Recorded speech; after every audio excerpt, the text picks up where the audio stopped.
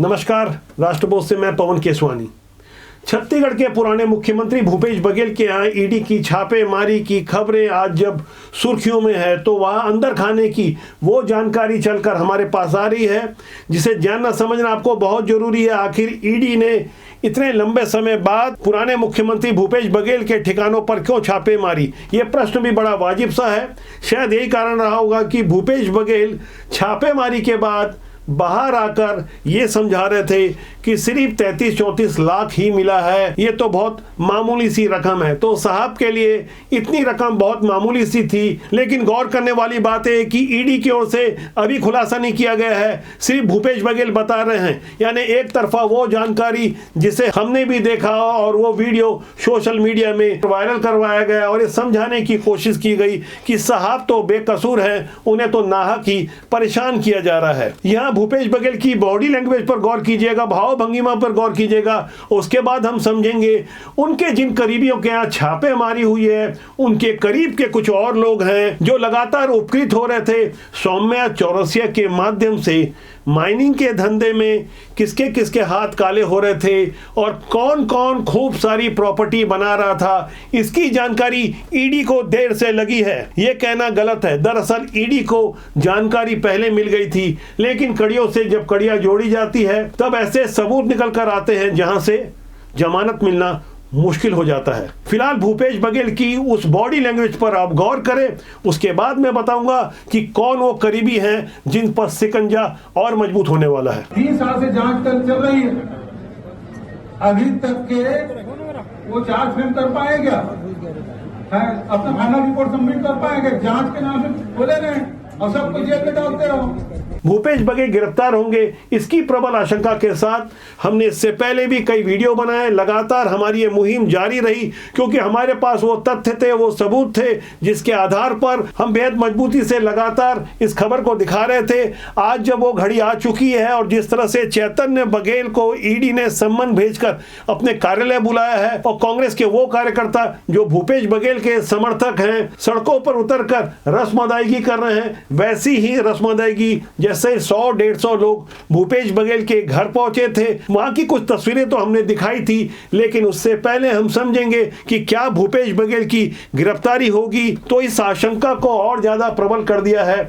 छत्तीसगढ़ के मुख्यमंत्री विष्णुदेव साय ने मीडिया को बयान देते देते उन्होंने कुछ गहरी बात कह दी। उसमें तरह तरह के स्कैम हुए, घोटाले हुए और उसकी जांच सेंट्रल एजेंसियां कर रही हैं और कई लोग जेल के अंदर भी हैं, कई लोग जेल जाने की तैयारी में भी हैं। भूपेश बघेल के बेटे चेतन बघेल के अलावा कोई और करीबी हैं जो रडार में हैं, उनकी सूची आ चुकी है। लेकिन भूपेश बघेल तो मीडिया को यह समझा रहे थे कि उन्होंने विधानसभा में कोई प्रश्न किया, इसके बाद ईडी ने अपनी कार्रवाई की, लेकिन इस पर ओपी चौधरी ने कुछ और गहरी बातें कह दी है। मैंने विजय शर्मा से गरीब लोगों का आवाज जब तक कुछ पूछे सब साथी थे,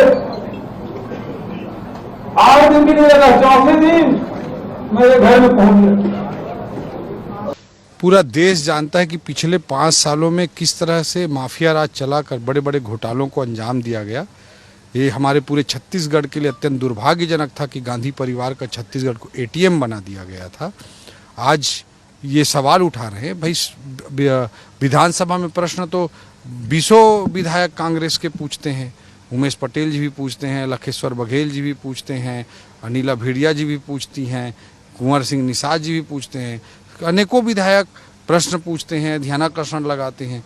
कार्रवाई तो उस पर होगी जिन्होंने घोटालों को अंजाम दिया है और पूरा देश जानता है कि पिछले 5 सालों में किस तरह से माफिया राज चलाकर बड़े बड़े घोटालों को कांग्रेस के नेताओं ने अंजाम दिया और आज उन्हीं पर कार्रवाई हो रही है जिन्होंने घोटाले किए। कल यानी 10 मार्च को भिलाई 3 पदम नगर के भूपेश बघेल के उस घर पर जाकर मैंने खुद ग्राउंड रिपोर्टिंग की, हालात को समझने की कोशिश की कि किस तरह से 100-150 उनके समर्थक नगाड़े बजाकर जिस तरह का प्रदर्शन कर रहे थे और उसके बाद ईडी की गाड़ी पर हमला किया और देर रात तक ईडी ने सन्नी अग्रवाल सहित 25 लोगों के विरुद्ध भिलाई 3 थाने में रिपोर्ट दर्ज करवाई है। वो तस्वीरें भी आपको गहराई से समझनी होगी और जिस अभद्र भाषा का इस्तेमाल करते हुए जूता मारने की बात कर रहे थे, उन तस्वीरों को भी आप गौर से देखिए। मिला के सवेरे से ये शोरगुल का माहौल है और यहाँ तस्वीरें सब बता रही है कि किस तरह से यहाँ तनावपूर्ण हालात है, किस तरह से यहाँ कार्रवाई हो रही है। ये नारेबाजी, ढेर सारी कैमरे और ये दूर दूर तक ये शोरगुल।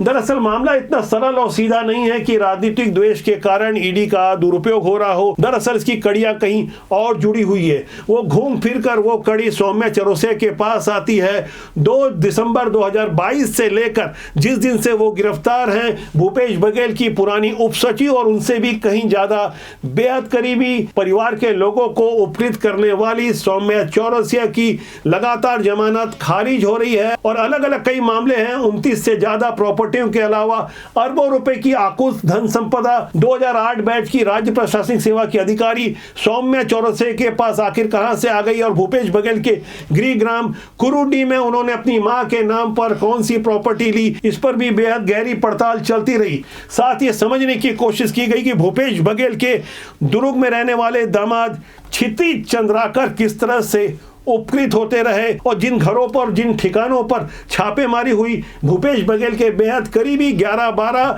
जो वो लोग थे, कुल 15 स्थानों पर छापेमारी हुई। उनकी सूची पर यदि हम गौर करें तो पूर्व मुख्यमंत्री भूपेश बघेल के अलावा मुकेश चंद्राकर, जिनका निवास तो वैसे तो दुर्ग में है लेकिन वो भिलाई कांग्रेस के जिला अध्यक्ष हैं। इसके अलावा दुर्ग के राजेंद्र साहू के ठिकानों पर छापेमारी हुई है। भूपेश बघेल के बेहद करीबी हैं, इन्हें कांग्रेस ने टिकट दी थी, जिनके समर्थक ये समझाने की कोशिश कर रहे हैं कि इन्हें टिकट मिली थी इसलिए छापेमारी हुई है। मैं इन दोनों नामों के बारे में आगे आपको बताऊंगा कि असल वजह छापेमारी की क्या है, लेकिन कुछ और नाम है जहां छापेमारी हुई जिस पर यदि गौर करें तो जाने माने बिल्डर अजय चौहान, इनके बारे में भी कुछ गहरी बातें सामने आ रही है। इसके अलावा संदीप सिंह जो कैवियन होटल जिनका मोहन नगर में है, उनकी चरोदा स्थित घर पर छापेमारी हुई।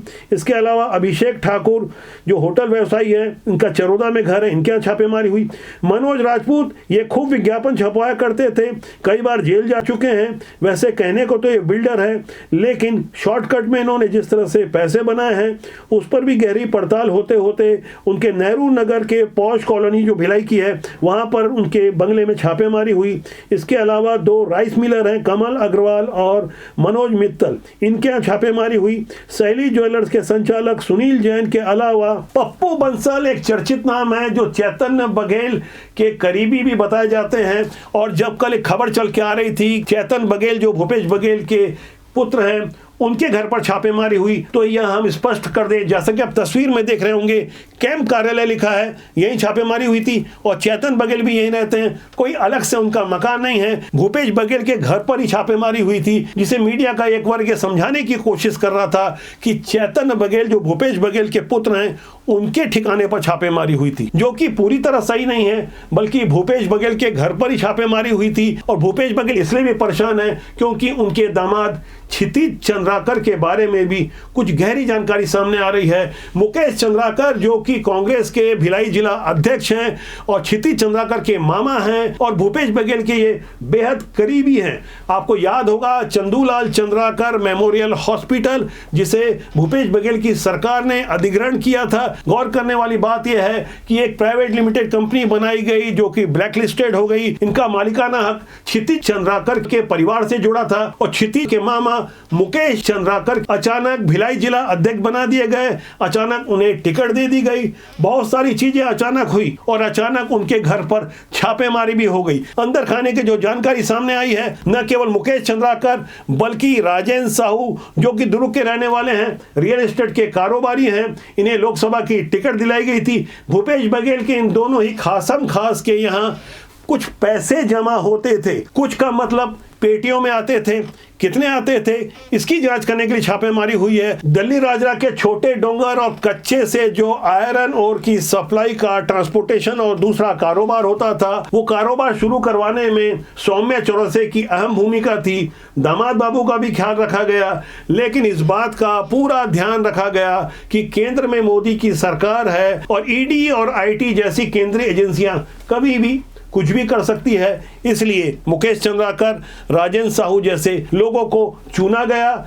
ईडी ने जो छापेमारी की है उस बारे में अभी तक ईडी की ओर से कोई ऑफिशियल जानकारी नहीं आई है। एक तरफा जानकारी सिर्फ भूपेश बघेल दे रहे हैं, मीडिया के सामने दे रहे हैं। मीडिया को खबरों की भूख होती है और ऐसी एक तरफा जानकारी कई बार अर्धसत्य के रूप में प्रस्तुत होती है और यही अर्धसत्य कहीं ना कहीं झूठ से भी ज्यादा खतरनाक होता है। इसी सत्य के तलाश में भिलाई 3 स्थित पदुम नगर के मकान में जब ईडी की छापेमारी होती है, सुबह 8 बजे का वो समय था। उसके बाद धीरे धीरे भूपेश समर्थक जब जुटते गए तो स्थानीय नगर निगम के सभापति कृष्णा चंद्राकर ने सुरक्षा बलों के साथ किस तरह का व्यवहार किया, इस पर आप गौर करें।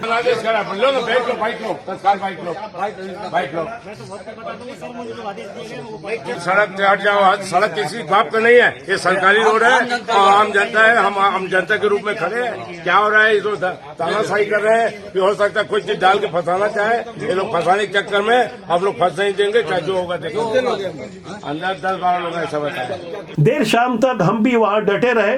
भूपेश बघेल जैसे ही मीडिया के सामने आते हैं तो खुद की तारीफ में जब उन्होंने कुछ कसीदे पढ़े और बताया कि भूपेश बघेल डरता नहीं है, और बोलते बोलते उन्होंने झीरम घाटी का भी उल्लेख कर दिया। इस झीरम घाटी के भूपेश बघेल के क्या कनेक्शन है, इस पर भी हम आगे विमर्श करेंगे। भूपेश बघेल का हाथ दबाने की ताकत किसी में नहीं है। भूपेश बघेल मौत से नहीं डरता, न चुनाव लड़ने से डरता, न मरने से डरता। मुझे क्यों क्या डराएगा, समझे ना। बहुत हम लोगों ने देखा झीरम घाटी में हमारे नेता शहीद हुए हैं, उस दिन से मौत का खौफ खत्म हो गया है। तो साहब झीरम घाटी की बात कर रहे थे तो गौर करने वाली बात है कि 25 मई 2013 को जिस वक्त बस्तर की झीरम घाटी में नक्सलियों ने कांग्रेस के काफिले पर प्राणघातक हमला किया और करीब 31 नेता और सुरक्षा कर्मी उस हमले में मारे गए। यहाँ कांग्रेस के प्रदेश अध्यक्ष नंद कुमार पटेल अपने पुत्र दिनेश पटेल के साथ उस वक्त मारे गए जब उस काफिले से नक्सली उन्हें कुछ दूर ले गए थे। और साथ में स्थानीय कोटा के विधायक कवासी लखमा जो इस वक्त जेल में है, उन्हें भी ले गए थे। स्थानीय बोली भाषा में क्या बात कर रहे थे ये कवासी लखमा और नक्सली अच्छी तरह जानते थे। लेकिन थोड़ी देर बाद बड़ी ही निर्ममता पूर्वक नंद कुमार पटेल जो कांग्रेस के अध्यक्ष थे उनके पुत्र की हत्या कर दी और बिना एक खरोच लगाए कवासी लखमा को वहां से जाने दिया। उसके बाद कवासी लखमा अचानक हॉस्पिटल में एडमिट हो जाते हैं। जंगल के बीच उन्हें चाबी लगी गाड़ी मिल जाती है और वहां चरणदास मंत अस्पताल में पहुंचते हैं। और जिस तरह से उन्होंने उनके ऊपर हाथ उठाने की कोशिश की, मारने की कोशिश की, तब वो जो बातें कह रहे थे आज भी वो बातें सोशल मीडिया में है। गौर करने वाली बात है कांग्रेस के उस काफिले में भूपेश बघेल नहीं थे, रविंद्र चौबे के यहाँ कुछ मांगलिक कार्यक्रम था। लेकिन अचानक उस हमले के थोड़ी देर पहले अजीत जोगी वहां से रवाना हो जाते हैं। गौर करने वाली बात यह भी है कि कवासी लखमा उन दिनों भी अजीत जोगी के बेहद बेहद करीबी हुआ करते थे। बेहद संदेहास्पद हालत में बचे कवासी लखमा को भूपेश बघेल ने शराब का यानी आबकारी मंत्री बनाया, उद्योग मंत्री बनाया। और कवासी लखमा कहते रहे कि मैं तो अनपढ़ हूं इसलिए मुझे जेल में डाल दिया गया है। ईडी का कहना है कि उन्हें 2 करोड़ रुपए मिलते थे। कुछ ऐसे ही मामलों में अब जब छापेमारी हो रही है, एक एक चीज खुलकर सामने आ रही है, तमाम तरह के घोटालों का जिक्र हो रहा है। लेकिन भूपेश बघेल झीरम घाटी की याद दिलाकर मामले को कहीं और ले जाने की कोशिश कर रहे थे। हालांकि ईडी की ओर से यह खुलासा नहीं हुआ है कि किन खास एक वजह से छापेमारी हुई है। वजह तो वैसे घोटाले की ढेर सारी है, लेकिन ईडी की छापेमारी के तुरंत बाद भूपेश बघेल की ओर से जो ट्वीट आता है उसमें किसी 7 साल पुराने मामले का जिक्र कर रहे थे। 7 साल पुराना कौन सा मामला है ये नहीं बता रहे थे, लेकिन वो जिस मामले को नहीं लिख पा रहे थे हम बता रहे हैं वो मामला फर्जी सेक्स सीडी का है। ये फर्जी सेक्स सीडी लिखने में उन्हें शर्म आ रही थी। इस मामले में भूपेश बघेल के पुराने राजनीतिक सलाहकार और पुराने पत्रकार विनोद वर्मा से कई अन्य लोग आरोपी हैं। हालांकि इस मामले में सुप्रीम कोर्ट से भूपेश बघेल को राहत मिली है। भूपेश बघेल उसी राहत की याद दिला रहे थे, लेकिन वो ये याद नहीं दिला रहे थे कि महादेव सट्टा वाले मामले में वो एफआईआर में नामजद आरोपी है। कोयला, शराब और सीजीपीएससी के बहुचर्चित मामलों के अलावा कुछ और मामले उनका इंतजार कर रहे हैं। सौम्य चौरसिया के अलावा और भी करीबी हैं जिन्होंने में धीरे धीरे जो राज उगले हैं, जिस तरह के इनपुट सामने आए हैं, कड़ियों से कड़ियों को जोड़ा गया है, उसके बाद जाकर छापेमारी हो रही है। वरना मुकेश चंद्राकर और राजेंद्र साहू के यहाँ यूं ही कोई छापेमारी नहीं होती कि उन्हें टिकट दे दी गई तो इसलिए छापेमारी की जा रही है। हालांकि भूपेश बघेल इस बात को मीडिया के सामने बता रहे थे और बाकायदा एक फेसबुक पोस्ट के माध्यम से उन्होंने 3 बिंदु बताए हैं कि ईडी उनके यहाँ से क्या क्या ले गई है। उन्होंने लिखा है कि मंतू राम और डॉक्टर पुनीत गुप्ता की बातचीत का कोई पेन ड्राइव है, वो अपने साथ ईडी ले गई है। इसके अलावा उन्होंने याद दिलाया है कि डॉक्टर रमन सिंह के पुत्र, जिनका नाम वो अभिषेक सिंह लिख रहे हैं, उनकी किसी शैल कंपनी का जिक्र करते हुए उन्होंने एक पोस्ट की है और साथ ही तीसरे बिंदु पर लिखा है कि 33 लाख रुपए नगद, गहने आदि की जांच पड़ताल की गई है। कुल मिला के इस कहानी में वो सारा मसाला है जो एक फिल्म को हिट बनाता है। एक अच्छी स्क्रिप्ट के साथ भूपेश बघेल एक अच्छे पॉलिटिशियन हैं, मंझे हुए पॉलिटिशियन हैं। आज के दौर में जिन्हें अच्छा कहा जाता है वैसे वाले अच्छे हैं, लेकिन हमारा मानना है राजनीति में वाकई अच्छे लोगों को आना चाहिए जिससे देश और समाज का भला हो। कोई भ्रष्टाचारी या घोटालेबाज भला या खुलकर कहेगा कि मैंने घोटाला किया है, साहब याद रखें, बिना आग के धुआं नहीं उठता। ढेर सारी ऐसी जानकारियां हैं जो ग्राउंड जीरो से न केवल चलकर सामने आ रही है, बल्कि आप हमारी पिछली पोस्ट देखें जिसे करीब 60,000 लोगों ने यूट्यूब में देखा है। शुरुआती 12-14 घंटे में जिस तरह के कमेंट आए हैं, उन कमेंट पर आप गौर कीजिए। अंदर खाने की वो ढेर सारी जानकारी है। लोग बता रहे हैं कि कितनी प्रॉपर्टी इकट्ठा की गई है, कहां किसने लूटा है। हालांकि सारी जानकारी अपुष्ट है, इसलिए हम उसे विश्लेषण का हिस्सा नहीं बना रहे हैं, लेकिन आप चाहें तो उस सारे कमेंट को देख सकते हैं कि आखिर पब्लिक क्या बोल रही है। वास्तव में एक ऐसा सर्वे है, एक पब्लिक की ऐसी नब्ज है जिसे आपको जानना समझना बहुत जरूरी है। हमारा मानना है राजनीति बुरी नहीं होती है, उसमें काम करने लोग अच्छे या बुरे होते हैं, इसलिए अच्छे लोगों को राजनीति में आना चाहिए जिससे देश और समाज का भला हो। भूपेश बघेल जी, यदि आप इस वीडियो को देख रहे हो तो ये बात अच्छी तरह से समझ जाएं कि जब ग्राउंड जीरो पे मैं आपके घर रिपोर्टिंग करने आया था तो शराब के नशे की एक्टिंग करने वाले वो लोग कौन थे जो आपके बारे में जानकारी दे रहे थे और कहीं ना कहीं हमें भी धमकाने की कोशिश कर रहे थे। लेकिन राष्ट्रबोध अपने मिशन पर अडिग है, ना हम रुकेंगे ना हम झुकेंगे, सच के साथ चलते रहेंगे, जनता के हित में, राष्ट्र और समाज के लिए डटे रहेंगे। तो आज के अंक के लिए इतना ही। मेरा आपसे आग्रह है कि चैनल को देखें, लाइक करें, शेयर करें। आगे कुछ और बड़े खुलासे करने वाला हूं, हमारे साथ लगातार बने रहें। नमस्कार।